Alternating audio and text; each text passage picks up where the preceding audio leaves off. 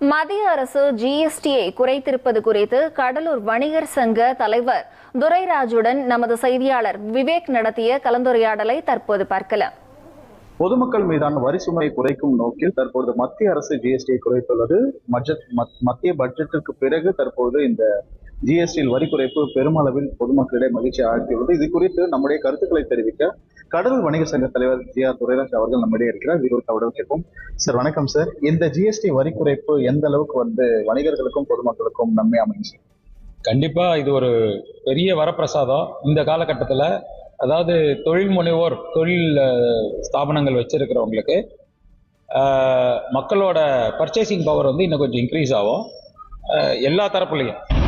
அதாவது இதில் ஹாஸ்பிட்டல் மருந்துகள் இதுக்கு எல்லாத்துக்கும் சுத்தமாக வரியே இல்லைன்றதை சொல்லியிருக்கிறது பெரிய நாங்கள் ரொம்ப நாள் கனவு. இது நாங்கள் எப்பயுமே கிராஸ் ஹாப்பினஸ் ஆஃப் த கண்ட்ரியை பற்றி பேசிகிட்டு இருப்போம். லாஸ்ட் ஒரு மீட்டிங்கில் ஒரு 2-3 மீட்டிங்கில் கூட கிராஸ் ஹாப்பினஸ் ஆஃப் த கண்ட்ரிக்கு நீங்கள் வரியை குறைச்சிங்கனாவே இந்த gross happiness of the country சந்தோஷம் பெருசாக 10 மடங்கு ஏறிடும்னு சொல்லியிருந்தோம். இதை அமுல்படுத்திய அரசுக்கு எங்களோட மனமார்ந்த நல்வாழ்த்துக்கள். காருக்கு பெரிய டிஸ்கவுண்ட்ஸ் கொடுத்துருக்காங்க. காருக்கு பார்த்தீங்கன்னா 28% 18% ஆக்கியிருக்காங்க.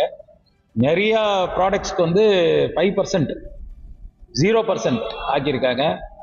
பென்சில், கல்வி அண்டு மருத்துவம் இதுக்கு ஆக்கியிருக்கிறது ரொம்ப ஜனத்துக்கு இப்போ என்ன ஆகும்னா, ஒரு செலவு பண்ணிட்டு இருந்த இடத்துல வரி இல்லை அப்படின்னு சேவிங் அதிகமாகும்.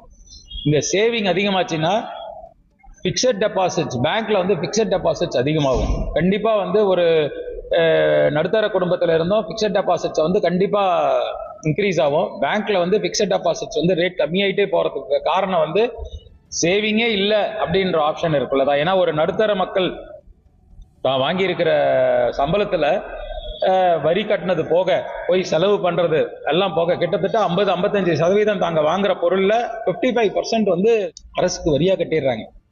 அதாவது பேனா பேப்பர் வாங்குறதுல இருந்து கிராசரிஸ் வாங்குறதுல இருந்து மளிகை ஜாமான் எல்லாத்துக்கும் பாத்தீங்கன்னா அவங்க செலவு பண்றது வாங்குற சம்பளத்துல 55 to 60% goes out as taxes. Now இப்ப இது பெரிய சேவிங்கா இருக்கும்.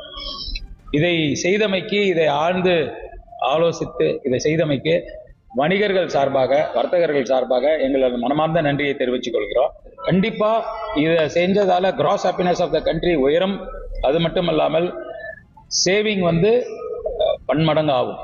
சரி, இப்போ இது வணிகர்கள் தரப்புல இருந்தாலும் ஏழை மக்கள் எந்த அளவுக்கு இதுல பயனடைவார்கள்? வறுமை கோட்டுக்கு அவங்களுக்கு என்ன மாதிரி பலன்கள் கிடைக்கும்? கண்டிப்பாங்க. நீங்க இன்னைக்கு மருத்துவம் இல்ல, மருத்துவத்துல இன்னைக்கு பெரிய ஒரு மருந்து வாங்க போனா உயிர் காப்பீடு மருந்துல பெரிய செலவாயிட்டு இருந்தது.